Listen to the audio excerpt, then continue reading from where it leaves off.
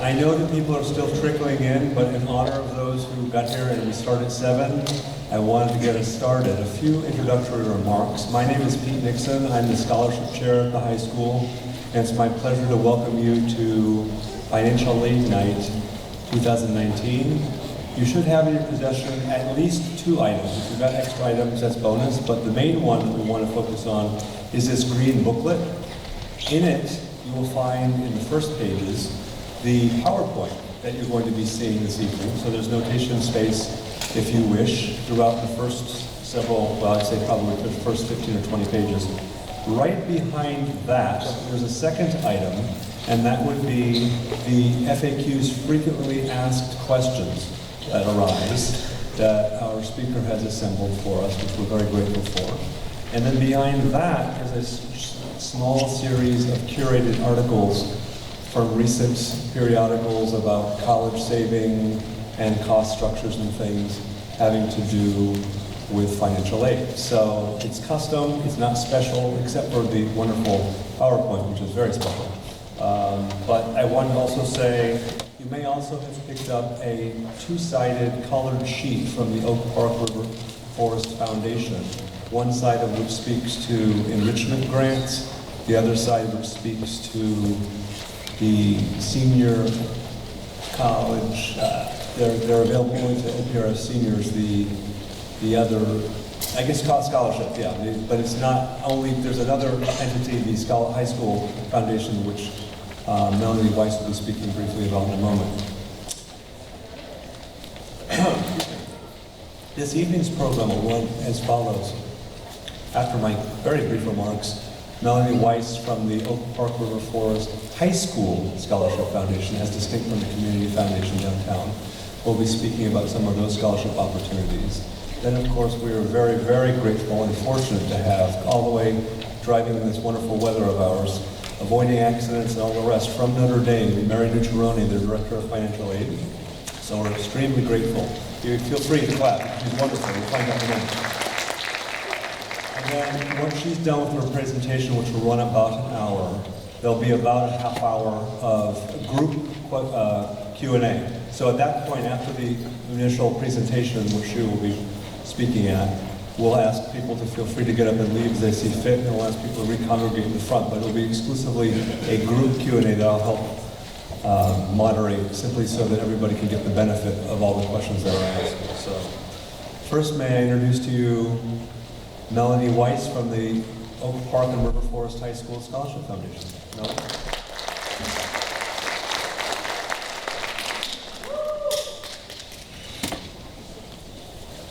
Hello. My name is Melanie Weiss, and this is my 5th year as manager of the Oak Park River Forest High School Scholarship Foundation. And each year my presentation gets a little bigger and longer, and I'm responsible for all those extra papers that you have out there because I made a phone call to the Illinois ISAC, and they gave us lots of great information. The ISAC is the Illinois Student Assistance Commission, which I've recently learned about as a great resource for applying to college and looking for financial aid and support for college. So I'm gonna talk about the Oak Park River Forest High School Scholarship Foundation, but before that I wanted to go over a few other important scholarship things that I would love you to be aware of. On just a little background, both my children, Ben and Julia, did graduate from this high school, and they both went to Big Ten colleges. So they're out of school, and it was a really wonderful opportunity for them to both be here for 4 years.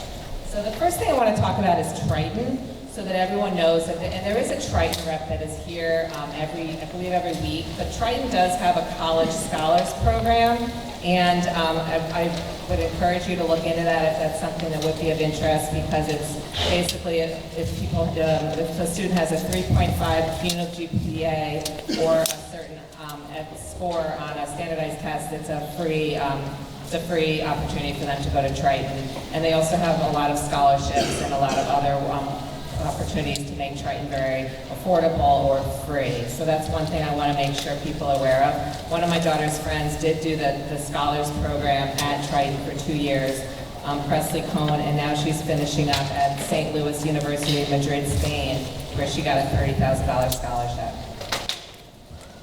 So the next thing I do want to go over is I learned about this ISAC recently, and there's lots of information that you can look at, and I think it can be really helpful, but obviously it's going to be a little overwhelming just seeing everything here. So I want to make sure that everyone's aware that there is someone named Valerie Miller who is the student representative, or not student, she's a representative from ISAC, and she is, every week, she is at the high school. She is in room 207 every Thursday during lunch periods. So she's a good person to have your student, or even I believe a parent could come and talk to and get this drilled down to a little more specific questions answered. Also, their website's very helpful as well. So I encourage you to make sure that you take advantage of the information on the website, and also knowing that Valerie Miller is here on Thursdays in room 207.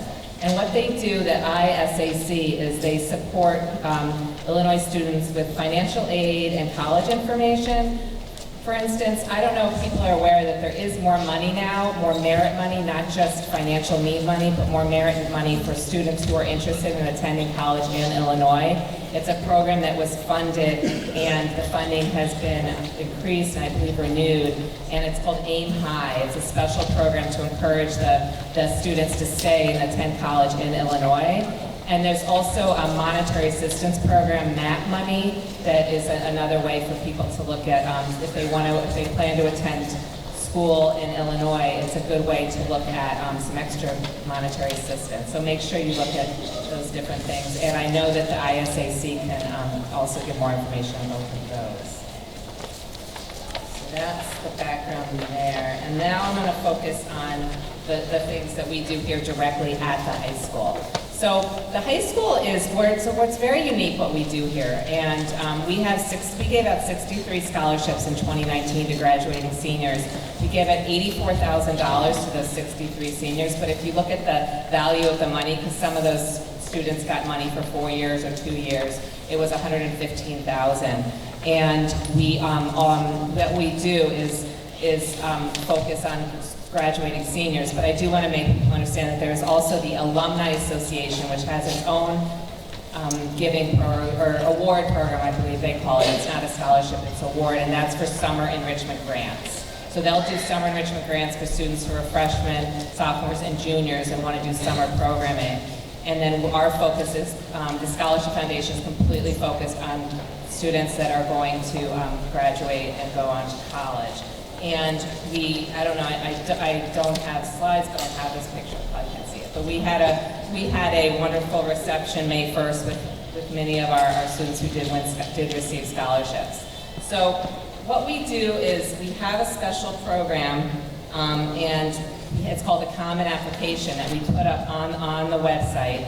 And the students go through Naviance and they access this common application. So anyone who's a senior can go on, and that scholarship application will open on Friday, January 10th. And that's going to list all the scholarships that are available to your students. And if you look at the foundation fact sheet that I did put on the table, and you look at the back of that, that'll list many of the scholarships. And you can see the rich variety of scholarships we have. So I'd say about half of them are financial need, the other half are merit-based, and we just cover the waterfront with everything. We have English, stage crew, spoken word, Model UN, many different types of scholarships. And the best way for you to get more information, have your students really understand what these scholarships you can go to our website, which is www.scholarships, and then the number 4, so scholarships for oprfhs.org. So that's a really great way to look at the list. You click on the link that says scholarships page, and that'll list all the different scholarships and the criteria and the value. So I suggest that before January 11th, it's really great to have the students get familiar with what scholarships they might want to apply to. But it's a really great process. Some of the scholarships do have essays. So I really want to make sure that everybody realizes that even though the deadline closes on January 31st at 3:30. I don't recommend anybody go on to apply for a scholarship on January 30th and 31st. They really need to do it earlier. You need to get teacher recommendations. You need to write essays. It's a process that really is worth putting the right time and effort in, and making sure that you really are applying to the appropriate scholarships for you. Just checking off, these are the scholarships I want to apply to, and then filling out all the criteria that each of the scholarship requires. So for instance, we have one that's a craft scholarship that needs an art portfolio. So they each have some of them have very specific requirements, some of them are just part of the Common App in general. So I'm really excited for this opportunity for your seniors to apply. Because I've been working, as I said, 5 years for the Scholarship Foundation, and I haven't found another public high school that offers as much as we do. And then, to add one more element to it, on top of that, we also have more scholarships, which are through the Community Foundation. So, like Pete Nixon said, one of the sides is the enrichment grants, and that's what we talked about. Those would be for I would say probably the freshmen, sophomores, and junior students. And then if you look on the side that says college and vocational scholarships, those are the scholarships that are going to be applying, the senior students are going to be applying for, and their deadline's slightly different. But don't worry, because what we're going to do is make sure that you're kept abreast and aware of all these deadlines, and we're going to do that through Karen Sullivan. We put it in all the different ways that you get information at the high school, the Husky emails and the morning announcements. And if you're not a member of the Facebook page, the Oak River Parent Facebook page, I like to post on that also. So it's a great way to post. Also, as the Scholarship Foundation has its own Facebook page, so feel free to friend and like us there, and I can keep you up to date on what our deadlines are and what's new with our scholarship page as well. So it's lots of great ways that we like to support the students here. And again, my name is Melanie Weiss, and my email is available. You can find it definitely on the scholarships website, scholarships, and then the number 4, oprfhs.org.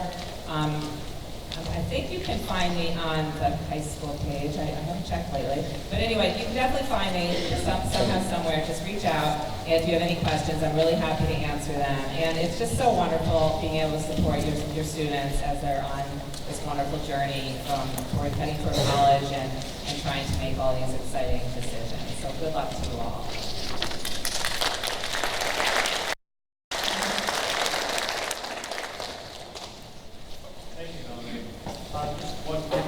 Group thanks. I want to thank my colleagues who helped hand out all these things, and B&G set everything up, and of course the tech folks who are here with us to make sure that everything runs well. So thanks to all of them. And without further ado, may I please introduce and please join me in welcoming our featured speaker, Ms. Mary Gironi from Notre Dame. Thank you very much.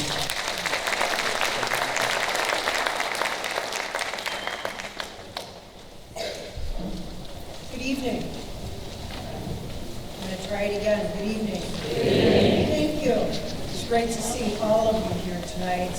Hopefully, I can break some of the myths or misunderstandings around student financial aid. Help you through the process, assuming there's still a computer here that's live. I'm going to look at my tech people because it just went off. One of the things that I'll say is that I don't know if you know how lucky you are to have a Melanie. I have not really seen anything like that in any public high school. So the fact that she comes and brings that information to you and pulls that all together is truly, I'd be so grateful to have that done.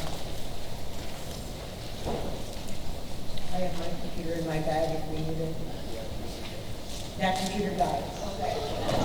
That's how you have to have it.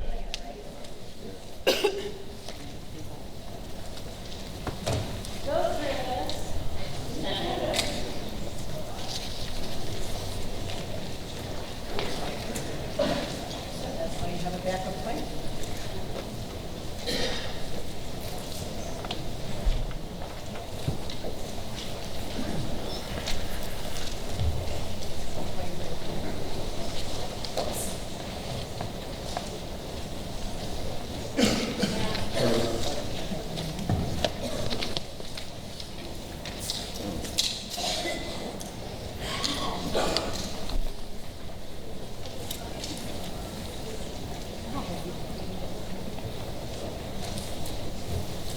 good to see my family.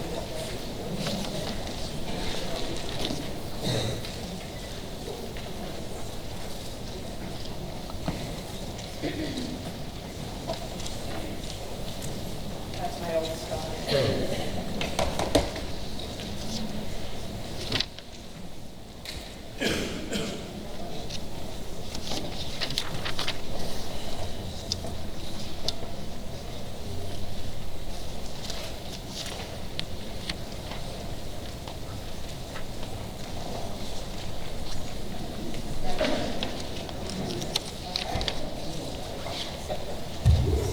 We'll try this again. It's good, it's always good, you know, to have a little adversity, right? So these are the kinds of things that I want to cover tonight. I want to talk through what is financial aid, what's that difference between that merit aid that Melanie talked about and need-based financial aid. Talk a little bit about federal. She did talk about state. ISAC stands for Illinois Student Assistance Commission. So I'll show you their website and talk a little bit about state grants, not much since she covered a lot. Talk about institutional and then other. Other is a lot of also what Melanie talked about. And then we'll look at, very briefly, what does the FAFSA look like? What's that website? I'll talk about another application called the CSS Profile application. And then we'll talk about some next steps. So, just general information. There's expectations, both parents and students. So what I would say would be make sure that the student is applying now. A lot of what I find for families is that sometimes they're leery about having the student apply to a school because they think it's not one they can afford. But the reality is most schools are not going to offer a formal need-based financial aid decision to a student unless they have been admitted. I know that it's hard as parents particularly to let that list be what that list is. And again, I'm sure you've had coaching from the guidance department here. They're a wonderful team of college counselors here. And how you put that list together. And again, I know sometimes that looking at different sticker prices, and I'll talk a little bit more about that, can be really unnerving as a parent because you want that student to be able, you don't want to have their expectations of maybe I can go to X school and then to find out it's not affordable. But one of the things that I would tell you is to try and keep that door open, both parent and student. And this is really an important dialogue because the student does need to understand that the answer ultimately might not be yes. But often what I have found, and I've done this work for many years, is that people are surprised about maybe a choice was more affordable than what they thought it might be. So keep that door open. If you don't ever apply for admission, you're not going to know whether you were even going to be admitted to that school. And if you don't apply for financial aid, you're not going to know really that answer either. So again, I often hear stories of, well, my neighbor didn't get whatever. Well, your neighbor isn't you. And so this is a process that's looking at your information, parents and student. And so you need to go through the process of financial aid, even if you think you're not going to be eligible for need-based aid. You might find that there's other kinds of assistance, even loan assistance, that is available in a student's name that you wouldn't get if you don't complete the financial aid process. So I would encourage you to make sure you know what are the forms that each school uses. The common form, and again, you'll hear me say it repeatedly tonight, is the free application for federal student aid, the FAFSA. And then some schools will also use what's called the CSS profile, and some schools will have their own institutional financial aid application. So know what the forms are that are required for financial aid and what are the dates that those are due. And make sure that you're keeping track. Some schools will list dates as deadlines. I can speak only for Notre Dame. We use priority date. And for us, that's not a cutoff date. It's just what it says. It's a priority date. So the sooner you get your application in, we continue to roll our financial aid decisions out. Some are strict deadlines, specifically state aid from ISAC. That's usually a cutoff date. If it's not in by such and such a date, then you're not going to be considered. So really important to make sure, when are the admission applications due, what financial aid applications, and when are those due, and get those in. Maybe even make a simple chart on a piece of paper. If you're like Excel spreadsheets, make a fancy Excel spreadsheet and keep track of that information.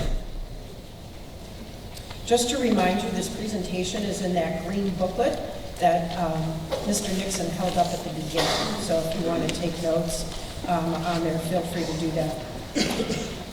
I want to talk just very briefly about the philosophy and the goal of financial aid. I think one of the challenges is that there's so much noise in the system about who pays for college and how we pay for college. And the whole premise of need-based financial aid, as it was originally designed many years ago, is that it was the family responsibility, in as much as they can, to pay for college. And it's family, it's not just parents. It's a joint venture between a parent and a student. And so when you look at contributions, we're looking at a combination of parent resources and student resources. And again, I'll talk a little bit later about what those might be. The other concept surrounding financial aid is that the outcome of the methodology that I'm not going to go into great detail, but called the expected family contribution. It was never intended that a family would pay for college, or that that number that comes out would be out of current income. And I think that's one of the biggest, shocking moments to a family when they say, this is what you're gonna owe. The premise of financial aid or financing college is the same as you would have if you were gonna go buy a car, or you were going to buy a home, or some kind of investment. So you would save in advance. It's a three-legged stool. And if you think about that three-legged stool, you need all three to keep a balance. And if you're missing a leg, your stool tips over, right? So the premise that the family contribution in paying for college or financing is that you would save before, you would pay as you go, and you would pay after. So just like you would buy a home, you'd have a down payment, something saved. Now again, families are in different resources, and there's no judgment about whether you saved or you didn't, or how much or how little you were able to save. But that's part of the notion of how we would finance the college experience. And so know that if you were not able to save, you're going to have to weigh more heavily on looking for financial aid resources, and or part of that financial aid might be taking a loan. Loan would be, of course, the last thing we want to look at, but it might be a reality, and I'll put that into context more later. So when you hear about financial aid, there are two big buckets, and it would be need-based financial aid or non-need. I like to call it non-need rather than merit, because I often find that students, when you use the word merit, they say, well, I'm not at the top of my class, so I'm never even going to be offered something like that. But merit comes in a lot of different ways. And it comes in academics, it comes through leadership, it comes through special talent. So just know that when you see merit, again, I like to call it non-need, meaning there is not a need evaluation that goes with that source of aid. When you see need-based aid, or financial aid person is talking about that, we're talking about some kind of assessment, usually through the FAFSA, to evaluate how much your family may be able to contribute to education.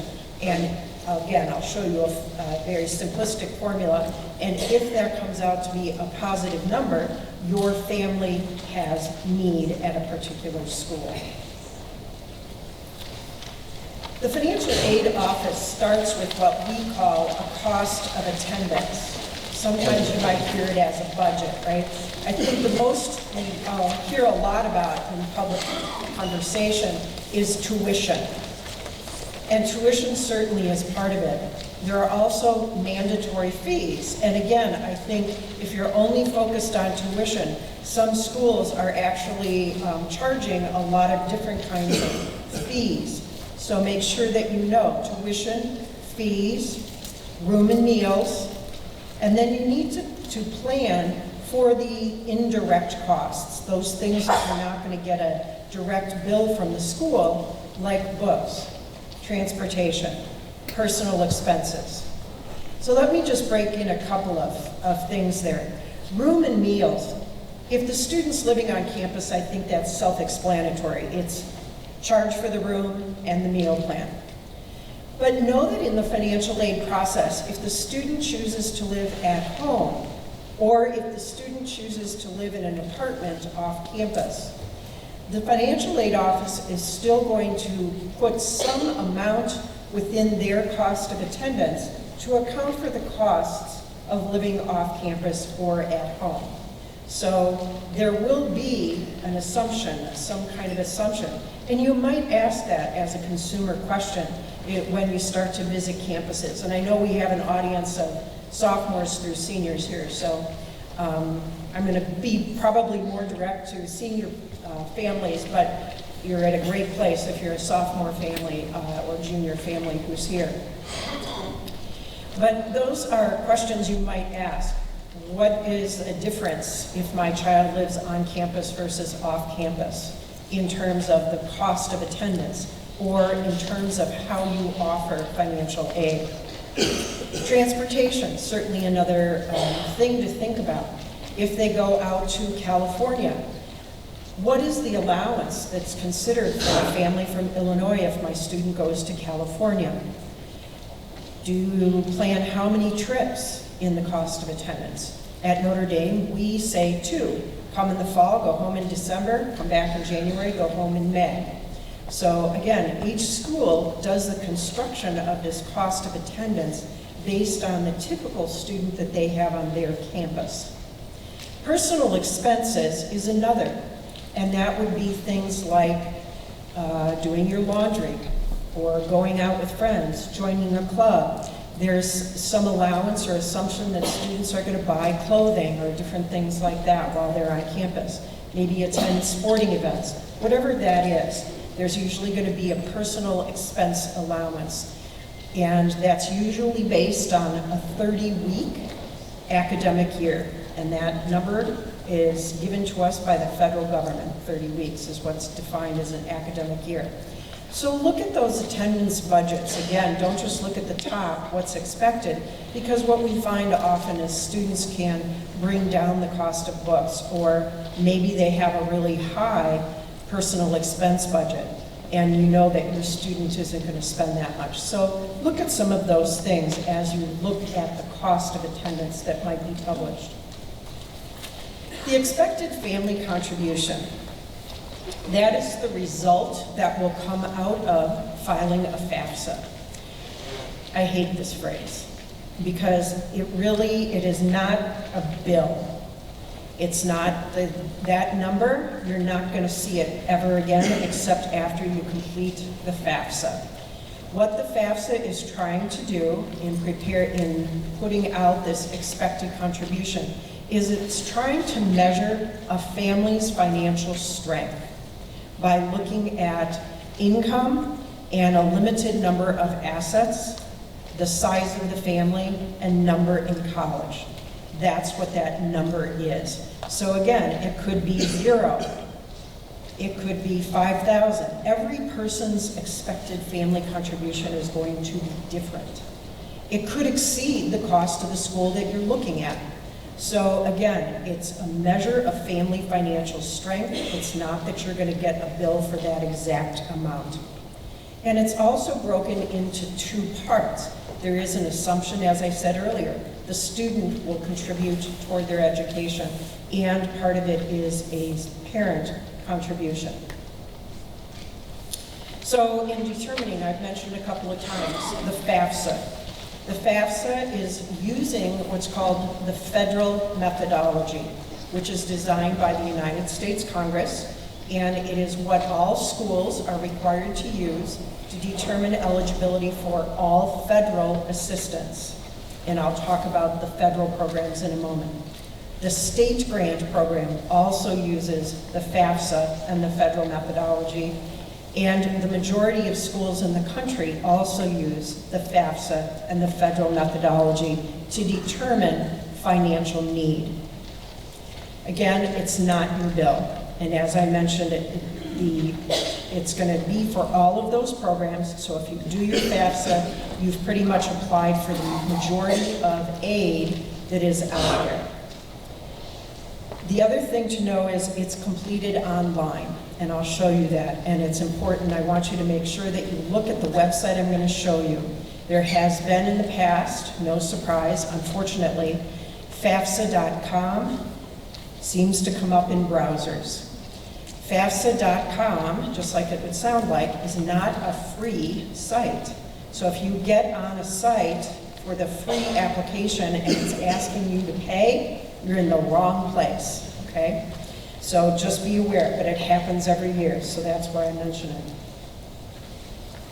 I've also mentioned the CSS profile, which is a product of the College Board, and it uses a methodology called the institutional methodology. The federal methodology and the institutional methodology are very different in the approaches.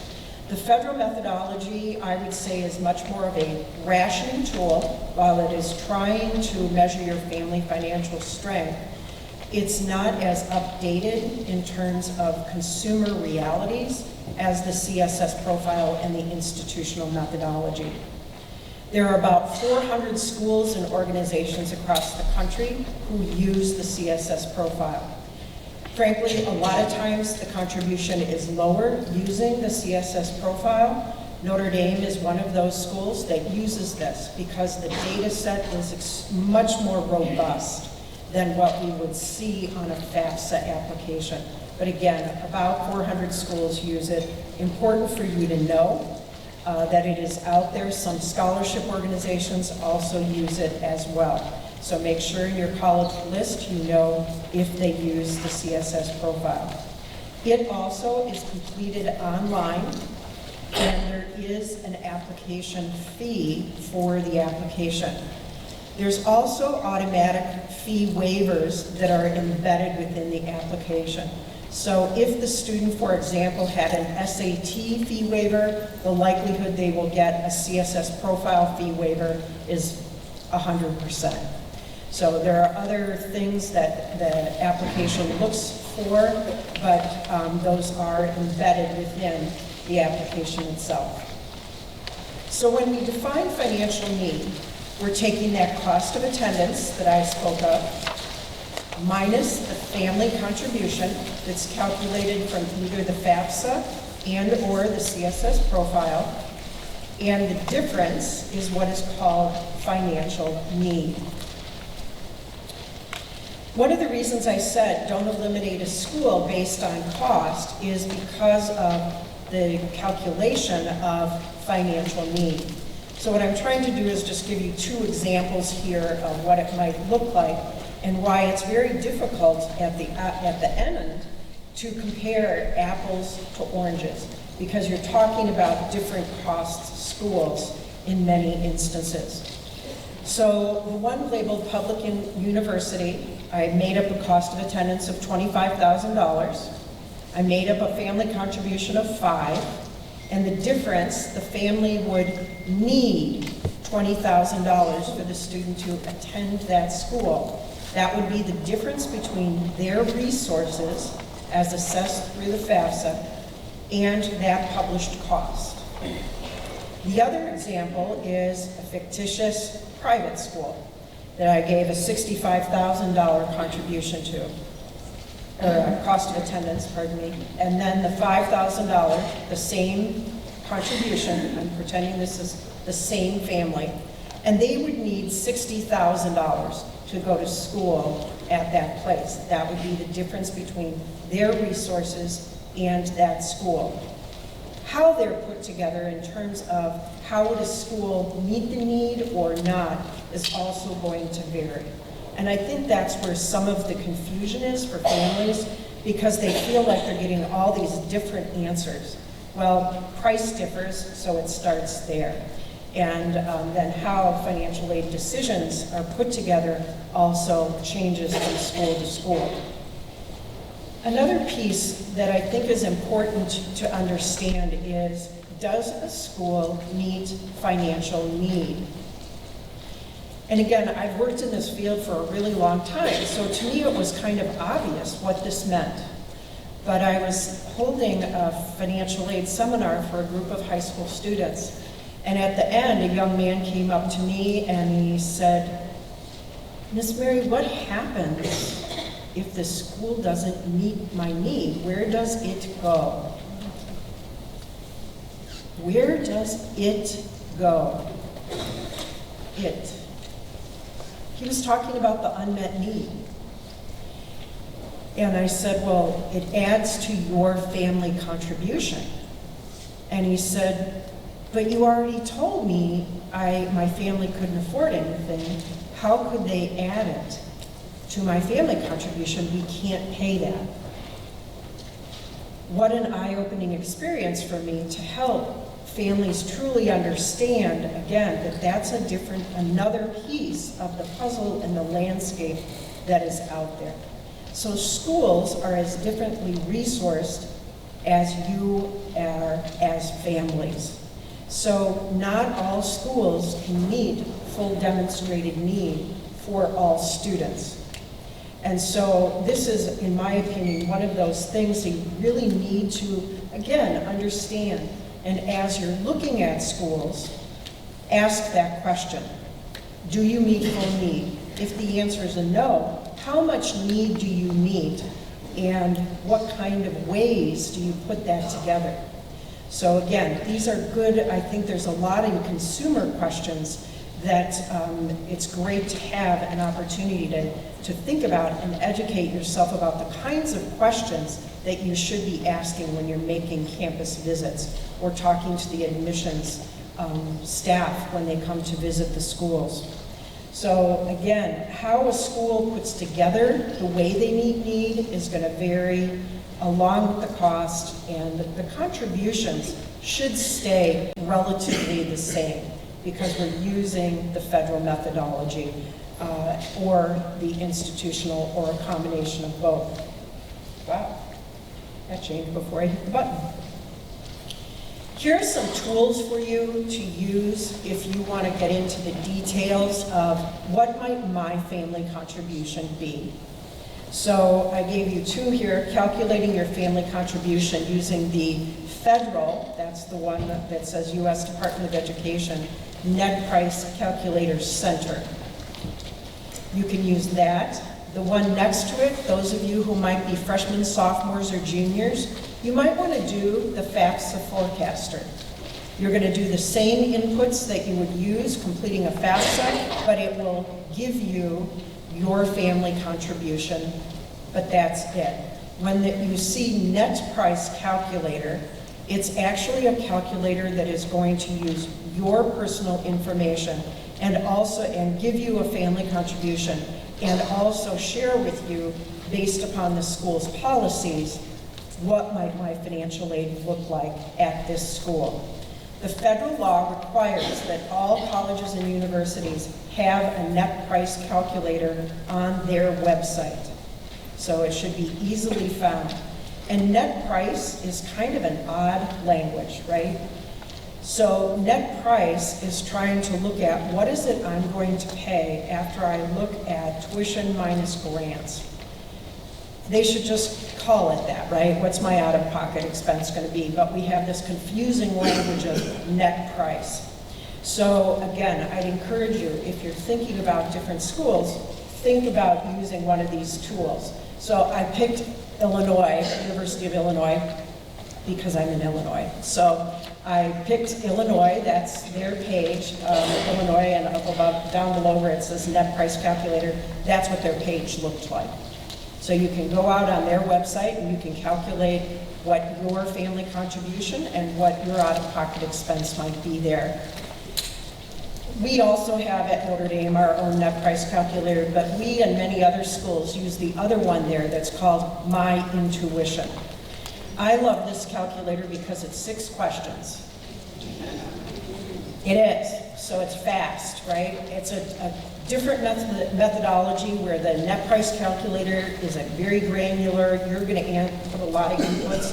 That My Intuition is 6 questions. So any of the schools, you can go to that website, My Intuition, just search it, and you'll see the participating schools, and literally 6 questions. You can get the following information. So you're probably going to have to look in the booklet because I'm sure you can't see back here. So what I did was I did a net price calculator from the University of Illinois, and I ran a My Intuition from Notre Dame. And I can't even read it standing here. So the bottom in the yellow says the net price, and I made up a family. I think I did this a few weeks ago, but my recollection is I made the family have an income of about $115,000. And they had 1 kid in college, and they had 4 people in the family, 2 parents, a younger sibling, and the kid going to college. So the net price for the family at University of Illinois was $29,000 and some hundreds of dollars. Using the My Intuition at Notre Dame, that tool gives a low, an average, and a high. So you can see there the ranges of what the net price might be. The middle one is $15,500. So this is where I said the sticker price doesn't always mean it's going to be the cheapest. So that's why I said don't just cross schools off a list because you think it's going to be cheaper. I would do my homework and I'd be looking at some of these tools. And then I would be finding out when I go to a school, how close is that estimate? I can tell you at my institution, you would never stop asking questions if I had a precise answer. These are tools, they're not a final answer. Because I can't believe there's any school that has any kind of merit programs or whatever. They cannot program absolutely everything into the net price calculator. But again, I think they're good tools to help you give some background and to have some understanding of what the differences in out-of-pocket expenses might be and what kind of aid might be offered. So I want to shift now and talk about what are those aid programs. So when we talk about student financial aid, there was the need and the merit. I'm going to focus predominantly on need-based financial aid. So in the need-based world, we're talking about gift aid and self-help. Gift aid, scholarship grants. The difference.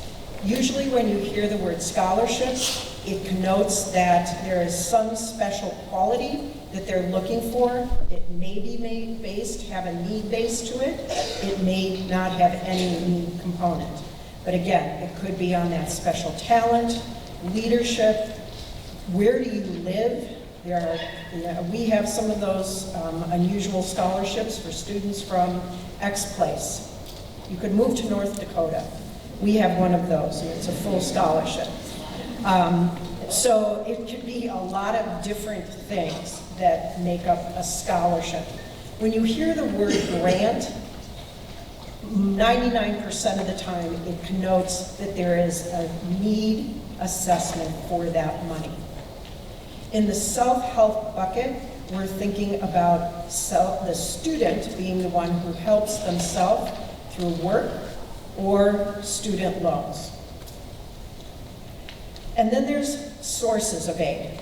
So the federal government, as I mentioned earlier, your state, And as Melissa had said, state grants, it's not unique to Illinois, those state grants must be used in-state, usually at an accredited institution.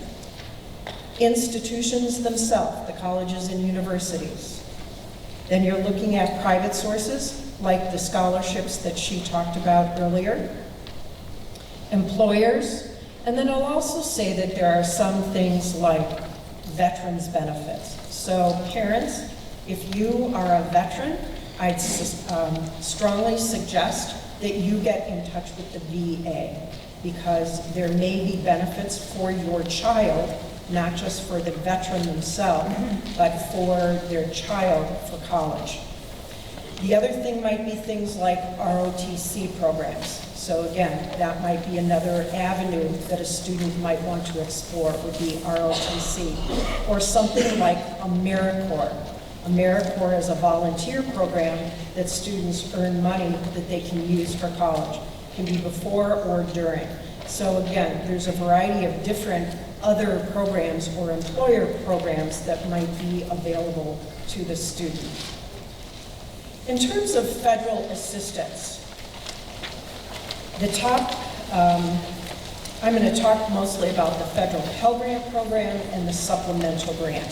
The Iraq-Afghanistan service grant, just what it sounds like, the person had to have someone who served in Iraq or Afghanistan as a parent, or they themselves as a student.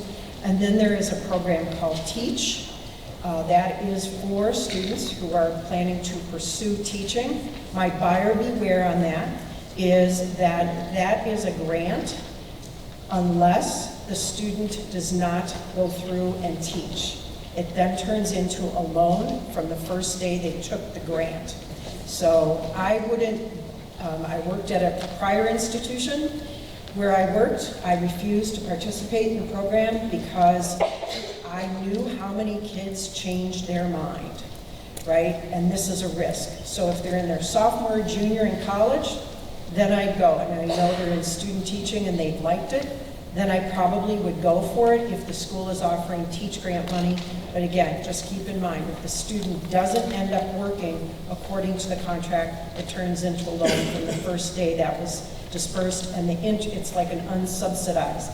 The interest accrues from the first day they signed up for that, or they dispersed that money. So it's a relatively small program, but it still is out there. The federal Pell Grant program is what is considered an entitlement program. It is portable, so that means you can move it from school to school. But the amount should be the same. So if I was applying at University of Illinois and Northwestern, and I qualified for a Pell Grant, the value should be the same because it's tied to that expected family contribution. So it's literally a lookup chart that says if the family contribution is this, then the Pell Grant is this. So that is very clear cut. And typically we're talking about a family contribution of less than $6,000. That's where I'll go. I haven't seen the Pell Grant charts for next 2021 aren't out yet. The Federal Supplemental Grant Program is a grant program that's tied to the Pell Grant, but also it is a much more limited pool of money. So this is where it would be important for you as parent and student to complete that FAFSA early on. Each school who participates in federal aid programs receives an allocation directly on their campus of federal supplemental grant money. When that allocation has run out, it's gone. So even if you had a Pell Grant, you won't get it because the money's run dry. But that's the connection. If Pell Grant, then supplemental grant. And the school is to be offering it to their neediest students. The maximum amount of Pell Grant right now during an academic year is about $6,300, and the supplemental grant can go up to $4,000. The school's going to make the policy on that supplemental grant. But they can stack together in a need-based financial aid decision. And then the self-help programs that are up there would be federal work study, and that is an opportunity for the student to work on campus. or in a community service nonprofit agency, every school must spend a portion of that money in community service with agencies around their campus that are nonprofit. Then there are student loan programs called the Federal Direct Student Loan, direct loans, used to be called a Stafford loan, if you knew that, or if you're as old as I am, it used to be called a guaranteed student loan. So it's changed names over a period of years. It's now called Federal Direct because the money comes directly to the school on behalf of the student directly from the U.S. Treasury. And I'm not going to go into great detail. I'm going to give you connections to some websites so you can look more. But what you'll see are the words subsidized and unsubsidized. When we're talking about a subsidized loan, it means it's interest-free. If it says unsubsidized, the interest accrues while the student is in school. The student doesn't pay the principal while they're in school in either of those loans. So I'm always curious why a family wouldn't take a subsidized loan, because there's no penalty for prepayment and no interest is accruing. So I can use someone else's money for free? Sounds like a good deal to me, as long as I can pay it back, right? So we have to be careful with that, but I'd certainly choose that probably over a private educational loan, which those are becoming more and more popular, and they look great up front. But the federal programs have a lot more provisions to protect the borrower, to cancel the loan, to provide forbearance, if there are periods of unemployment. So we suggest using federal programs first, and then the last box up there says Federal Plus. It's parent loan for undergraduate students. Switching to Illinois state grants, so that's the brochure that Melissa gave you, ISAC. There's probably a lot more information and more information in there than I know about your state grant. I knew about MAP. I didn't know about the new one. But this is what their website looks like, so you can go find probably more information than what she also gave to you. Colleges and universities, again, award on the basis, both you're going to find merit aid and need-based aid. Both types of assistance can coexist within a financial aid decision. It's not, I only can get merit aid or I only can get need-based aid. Students can actually receive both types, assuming there is financial need. The aid from the university or the college might be gift aid, most often that's what it is, but it could be self-help in the form of work, or some schools have their own loan program that they offer. Again, they're going to use predominantly the FAFSA as the primary application. Again, some might use the CSS profile, or there are some schools that have their own institutional financial aid applications. And I know I said it before, but make sure you know what the deadlines are for submission. And again, the earlier the better, because things like federal work study, or as I mentioned, supplemental educational grants, that money runs out, it's out, even if you had financial need for it. Private sources, again, I think Melissa did a great job sharing with you information about scholarship organizations. And I have some websites. Again, you don't have to take a picture. Hopefully you can read the slide that's in your booklet. These are what I would call reputable sites. So I'm always a little leery when I start to get the mail or email that offers me an opportunity to pay someone to search for scholarships. And that's a pretty common practice that happens. So I'd be cautious with that. I'm not going to say students never get scholarships, but I've not really seen anyone who's fared well by paying someone else to do their searching. Again, I think you got some incredible information tonight from Melissa, from the guidance staff here, and there are Big Future, FastWeb, scholarships.com all have search engines within them. The student prepares their profile, and that's how these search engines look for opportunities that they may be eligible to receive. The first two on here, studentaid.ed.gov, that's where you can find out more information about the federal aid programs. And there's a lot of other great consumer information on there. Things like calculators for what would my payment be on a particular amount of a student loan or whatever. So it's really a good website. They've done some redesign, and it's a good tool to be able to use all through college, again, even while you're preparing. College Scorecard, the second one that's listed. That is a compilation for each school of specific data, things that are outcomes. And so sometimes people will say, why should I care how many people come back freshman to sophomore year? So that'll be one of the things, freshman to sophomore retention rate. What is that? Well, it's a sign to me about the experience students are having on that campus. Are they being advised well? How is life in the residence hall? How is the academic fit, the social fit, the financial fit for the student? If a lot of students are leaving and they have a retention rate of less than 50%, I would want to have a little bit more information about why are students leaving from freshman to sophomore year? What's happening? So again, what you're looking at doing is investing in your child, right? There's an affordability piece. This is also an investment, and it's about a return on who your student becomes as a human being, both academically, spiritually, socially. And so I would really look at some of these metrics. Graduation rates. If on time, what's a 4-year on-time graduation rate? If it takes the majority of your students, or a relatively high percentage, to finish in 5 years, and it's not a 5-year program, why? Because it's going to cost you another year of paying the bill, and a lot of families don't think about it, but you've lost a year of wages. So it's a lot more expensive proposition. So those on-time graduation rates are important.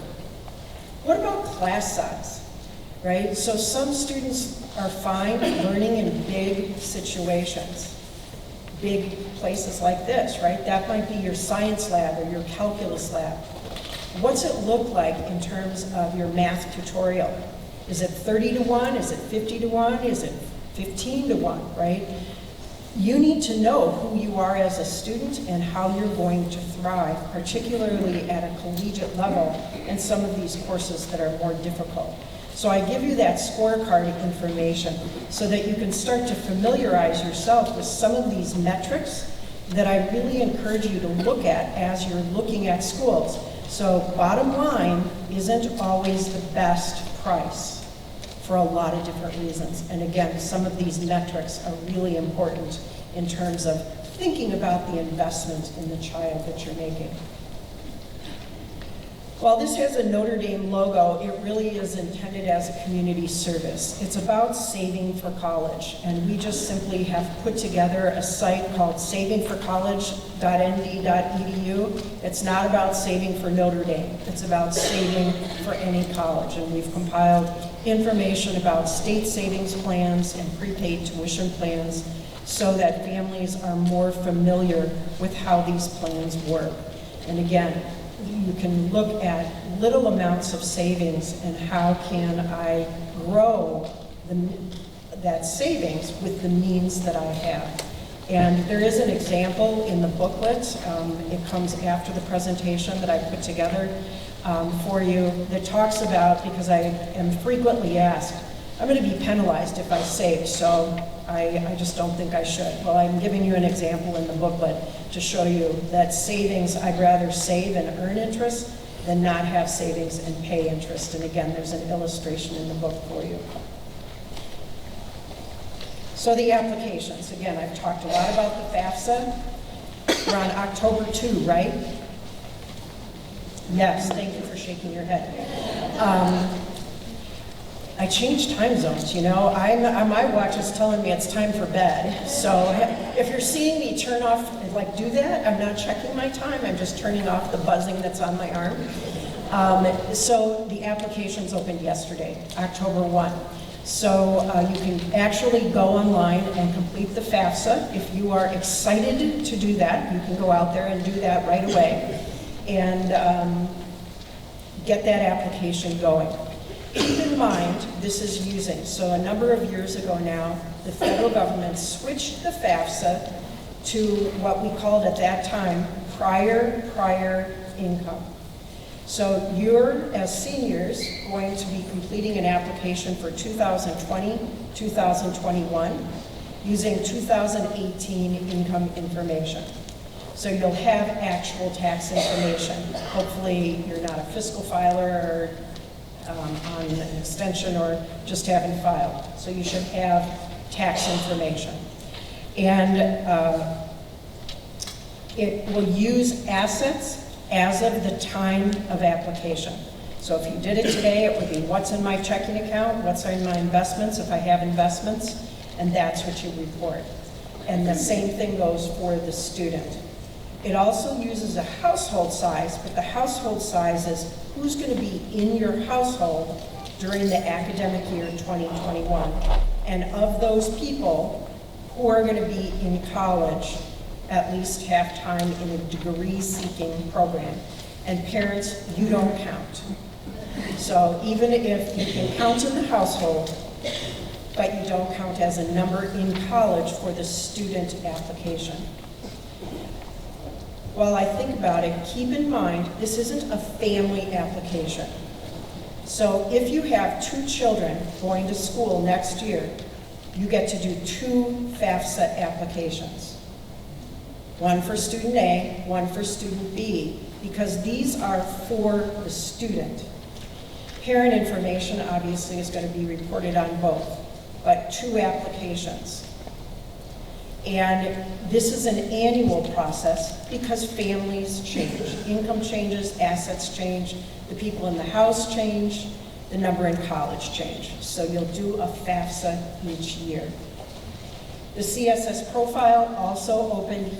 It actually opened last week, but officially opened yesterday as well. So if you're looking at institutions that do require that, those are out there.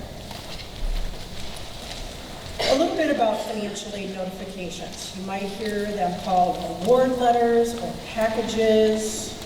At Notre Dame, we call them financial aid notifications. It's a notification, it's sent to the student, or a bigger trend right now is the student, when they're applying for admission, most schools have an online portal that the student logs into and authenticates themselves. And that's how they submit their admission information. That's how many schools will deliver the admission notification through there. We do that, but we also send a nice paper packet, so there's an excitement if the student is admitted there. And then financial aid is often delivered through a portal and or email sent to the student, typically using the email that was noted on the FAFSA or on their common application for admission. So kind of be aware that information comes in different means at this point in time. Some schools do financial aid decisions earlier than others. I'm not going to get into the details of all the different kinds of admission programs, but there are differences. So there's early action, there's early decision, there's early action number 1, number 2, there's rolling admissions, there's single release admissions. So again, along with the dates, of when applications are due, it probably would be helpful for you to know what kind of admission, how do your financial aid decisions come out. So for example, at Notre Dame, we are a single release for early students in December for admission, and then we release our admission decisions for spring, usually in March. For our December people who are admitted, we start rolling those financial aid decisions out in February, and then for our regular admitted students in March, those continue to roll out. Again, I know Purdue is already sending out information. So again, it depends on the institution, what kind of admission program. Their financial aid, as I said earlier, follows admission. Remember that most schools don't finalize their costs until February. Some are changing their calendar now because of the earlier financial aid, but many are still using prior year costs if they're sending early financial aid information. Again, another consumer suggestion I would have for you is make sure you know what year's tuition fees, room and meals, etc. that are being used. And if those costs change, does my financial aid decision change? Or is what I got, and I'm going to pay that cost differential? I think that's an important thing for you to understand as a family. So, and then another one would be, if your costs increase next year, does my scholarship amount or my grant amount, does that increase, or does it stay the same? So those are all important questions for you to be asking about that notification. Usually the information that comes with that notice should be answering most of those questions. But if you have questions, my suggestion is call the financial aid office. I know it's a little different because the student has had a relationship with their admissions counselor, but oftentimes that call is going to be transferred from the admissions person down to the financial aid office. So just go direct. Go to your financial aid office and start to be friends with them. Don't send cards or food, though. It's a little creepy. Maybe after you enroll. That's a nice thing to do for admissions and financial aid people. But again, I've talked enough about deadlines. The other thing to know is on state grants. If the student gets a state grant that's based on need, is that going to change if they don't have their budget set, if the state doesn't? So again, maybe the school comes out with an estimated state grant. Ask the question. If it says estimated, if it goes down, is the school going to make up the money? Or will I just get the lower amount and then that means more out-of-pocket expense for me? So again, just be aware of the kinds of programs that you're receiving, the renewability criteria, what's the GPA I have to renew on, those kinds of things. So we're using 2-year-old information, right? 2018. What I'm seeing is families who are losing jobs, finding they're not getting a bonus. One parent, maybe someone gets sick. So this picture of clouds are kind of the things that are happening since 2018, examples of changes in circumstance. You'll notice that there's not a cloud up there that says bartering with the financial aid office because I got a better offer somewhere. Some schools will do that, so just know that. But I would encourage you to explore this process with each school that you're looking at. Schools should have information out on their website that's transparent to you, that says, here are the kinds of things that we will consider on appeal. Again, there are some schools out there, Ivy League included, that say, if you got a better offer from so-and-so, you let us know and we'll match that offer. I don't know a lot of schools that do that, but it is common, but look on their website and find out. When there truly is a change in circumstance, though, that's a conversation you need to have with the school. So it's not information that you can report on the FAFSA. So let's say even you filed a joint tax return in 2018, and now the marriage is not together anymore, maybe through death, separation, divorce. What do I do? Well, you have to use the joint tax return and you talk to the school about that change in circumstance and status. And they will give you their process for how they want you to proceed or how they will proceed with your information. Same with the change in income. If you've had a change in income, you still have to use the 2018 information, and the school will be who you talk with about, would you use my 2019 if it's lower than my 2018? And again, hopefully schools have information that's clear that tells you what to send in if you have some of these kinds of special circumstances or changes in circumstances. So just quickly on the FAFSA. If you've not done so already, I'd strongly encourage you, those who are parents of seniors and the student, each parent, at least one parent and the student, need what's called a Federal Student Aid ID, FSA ID. This sounds like a really easy process, and it is. The one thing I'll tell you is do not try and use the same email. The student has to have their own unique email, and you, as a parent, have to have your own unique email. We do in Indiana, I suspect they do here, what's called College Goal Sunday. This is the biggest challenge. It's not helping a family complete the FAFSA, it's getting people through the FSA-AID process because they've tried to use, or the student has tried to do it for a parent, and then the kid doesn't come to do the FAFSA with them, and we don't know the pins or anything else to get in. So do it. Parents, you're going to keep that, each person is going to keep that FSA ID all 4 years or longer if the student goes on to post-baccalaureate work. If you're doing 2 FAFSAs, you're going to use, parent, the same FSA ID and the same information. It's the students who have a different FSA ID. So again, it's not a family application, but your FSA ID gets you into each of those children's FAFSA, okay? So I would encourage you to do that sooner than later. And then keep that password in a safe place, but not so safe that you forget where it is. But you can re-authenticate and retrieve your password.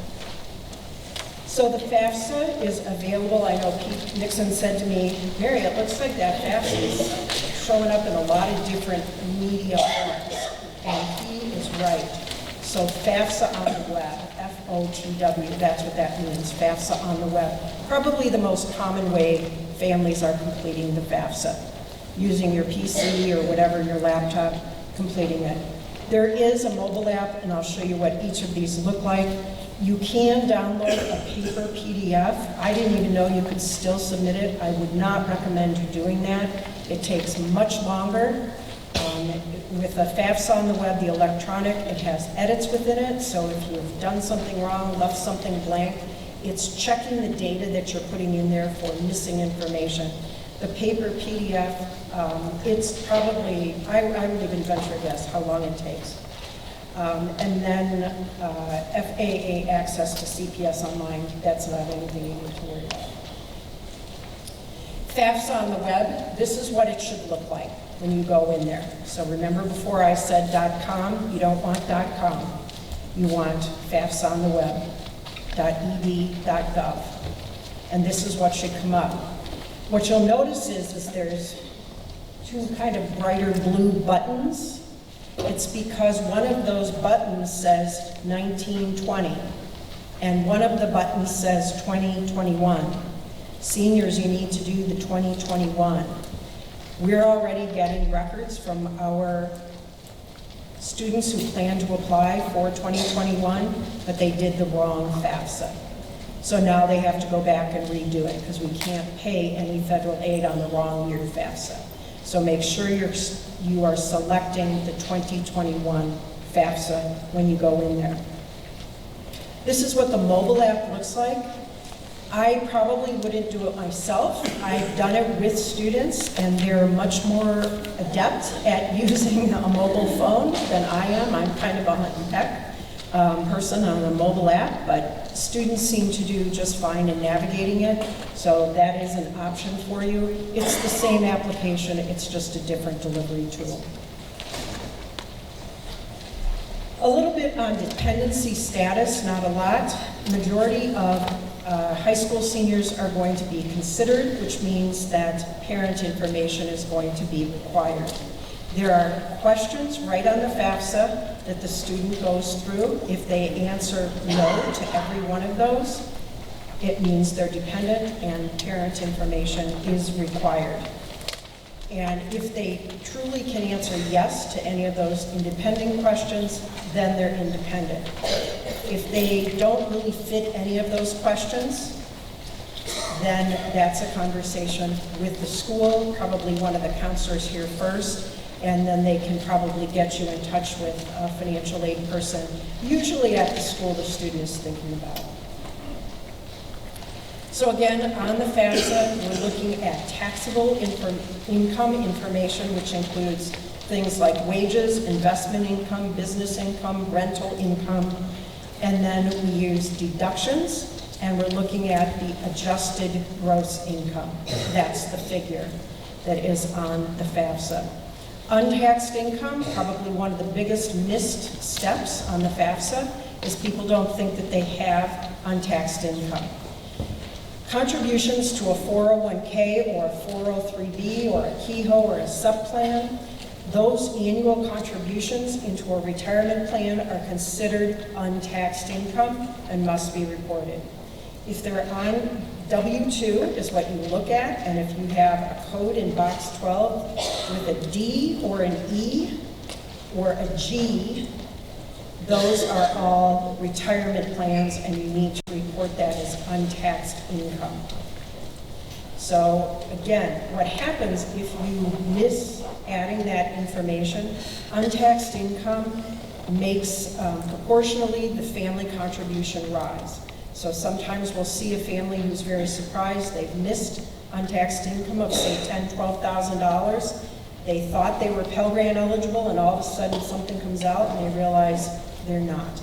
So it's important that you read each of these questions. I'm going to talk about the data retrieval tool in a minute. That is taxable income. I'm talking about untaxed, so make sure you pay particular attention to the untaxed income. And then assets. On the FAFSA, we're looking at cash, savings, checking, any kind of investments, real estate equity. So again, read the instructions that are there, and it will tell you exactly what is included. What is excluded on the FAFSA is your primary place of residence and the principal amount in any qualified retirement plan. So the data retrieval tool, this was, it has simplified for many families the completion of the FAFSA. So when you're in about the middle, so the first part of the FAFSA is going to ask you student's name, so probably one of the things you should keep in mind, parent, if you're completing the application, you or your means the student. So one of the other biggest mistakes families make, mom or dad sitting down, they're doing it, and they put in their social security number, not the student's. Well, no surprise, the application ultimately rejects because it's not going to match the student. So again, you or your means student, and it starts with student questions. And the application, even in the online world, is color-coded to try and help you know what kind of section, parent or student, that you're in. The data retrieval tool comes about midway through the application, and it gives you a question, it being the FAFSA on the web, says, do you want to connect to the IRS data retrieval tool and download your data? I would say yes. It's going to take you out to the IRS tool, and it's going to make you authenticate as the taxpayer. I'm really talking to parents here. It will make you authenticate, and then you say, transfer my data. So a lot of times people think that they've done it because they've said, yes, they do the authentication, but they fail to read the next question that says, do you want to transfer your data now? And you have to say yes. And then it should take the application should take you back to the FAFSA. And what you should see are the words in a lot of the sections, like adjusted gross income, taxes, whatever. It should say transferred, transferred, transferred, transferred. If you don't see that, it didn't work, okay? There are some tax filers who can't use the retrieval tool. I do not think they have made it possible for married filing separately as a tax status yet. We've had some luck with people who file as heads of household, but again, sometimes it doesn't work. Only if your application is selected for what is called verification will you have to do additional submission to a financial aid office to provide actual tax information. But I'd really encourage you to do the data retrieval tool if it is possible for you to do so. Signatures. Student has to sign, parent has to sign. Again, you can do that electronically, and I encourage you to do that with that FSA ID. These are the frequent errors that we see already mentioned. The social security number for the student, the parent puts theirs or they put their own birth date, and so then it won't match. So your application actually flows over into multiple systems. It flows into the Social Security Administration, and the Social Security Administration is going to look for that student's social security number. So make sure if they're Thomas, you put Thomas. You don't put Tom, Tommy, whatever. It's whatever's on their social security card. That's what you have to use, because that database is looking for an exact match. And if it doesn't, the application will process, but when it comes out, it's going to reject. And the school will get the result, but then we have to collect more information from you, like a picture of the social security card. The other thing is young men who are 18 have to be registered for the draft. So they can go online. If they're 18 or older, they have to register. And so, because there's a selective service question on the application. So again, if you have a student who's 18, get them registered if they're male, because otherwise the FAFSA will reject for that particular reason. So a lot of data matching is going on in the background before the data gets to the school. You code the FAFSA very early on with the numbers of the school that you want. So at Notre Dame, we're 001840. You'll look up the school on a drop-down list, and you'll find the school or schools that you want these FAFSA results sent to. You don't have to call the school to find out, did you get them? When you get the report back, it will show you the schools it went to. So look at that and make sure that you're looking at the outcome, because otherwise maybe you put, if you're looking at University of Illinois, make sure that it's going to the campus code that the student is intending. So I know in Indiana we've got IU Bloomington and we have IUSB in South Bend. 2 different school codes. So if you wanted to go to the 2 Illinois or whatever school, you need to make sure you list both, so both campuses get that school, that report. The CSS profile, I'm not going to go into great detail. This is what that page looks like. Again, just like the FAFSA, there are 2 years out there right now, so make sure that you pick the 2021, which is the yellow one. I talked a bit about before why many schools use the CSS profile application. I'm not going to go into that more. It's, again, a very different philosophy, much more robust data set, as you can see, and often results in a lower contribution. So here's your next steps. Again, apply for admission. If the student hasn't started that process, they really should be doing that as soon as possible if they're a senior. I'm sure the high school staff here would appreciate not having a deluge on the last day to do recommendations or all the other paperwork they have to do, so get that in. Create that FSA ID for both the student and the parent. Submit your FAFSA. Whoa, I missed the date there. October 1, 2019. A little behind. Clearly I've used this slide a few times. You will receive, as the student submits the application, what is called a student aid report. You do not need to send that to the school. That is an outcome that tells you that it was processed. It should show what's your family contribution. It probably will tell you if you are or are not eligible for a Pell Grant. If it says you're not eligible for a Pell Grant, don't panic. That's one program. They're not assessing your eligibility for anything else but the Pell Grant in that letter. It will also show the schools it went to. It's going to summarize your data. Look at that data. Make sure it was what you intended it to be and not an extra 0. And that you didn't report. This is another thing I'm seeing more of, that parents are double reporting. They're putting their income in the student information, which all of a sudden student contributions are really high. So just make sure that you check through that information. And here's just a checklist for you. I said it before, but read the information that comes with the financial aid notification, because schools should be transparent. They should be telling you what the terms and conditions of each aid program that is offered on that notification are. They should be helping you to get to what is my out-of-pocket cost going to be. We use what we call a family responsibility worksheet. Some schools use what's called a shopping sheet, but there should be something that helps you to understand what will my expenses be. Again, we talked about changes in circumstances. Look for that process if that's something that you need. The next bullet seems obvious. Please let the financial aid office know if the student isn't going to come, and let the admissions office know as well. So what I liken it to is sometimes the students have a really hard time telling their admissions counselor that they're not going to choose that school, because it's almost like they're breaking up with that counselor. They've had so much contact. It's true. They feel like they're going to let somebody down.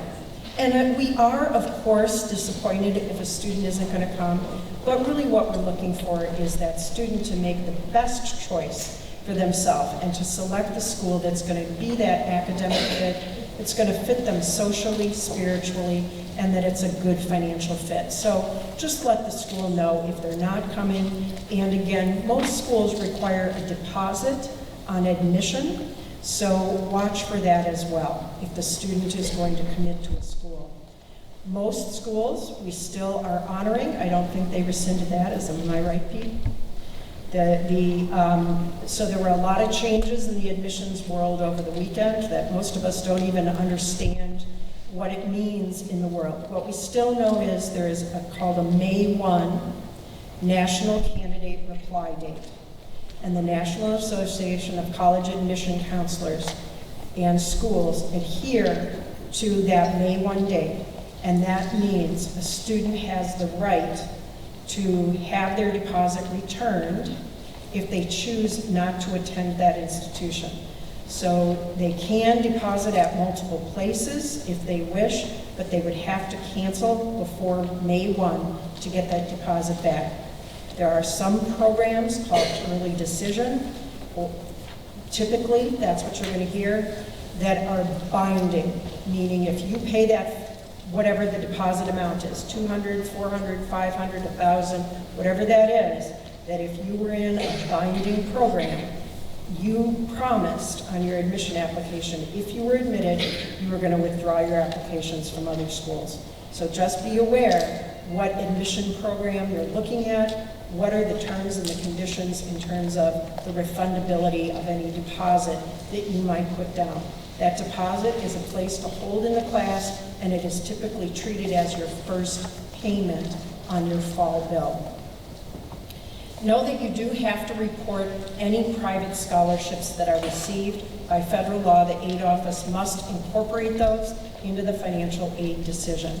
Every school is going to be different. If a school meets need, they are going to reduce something else, usually work or loan.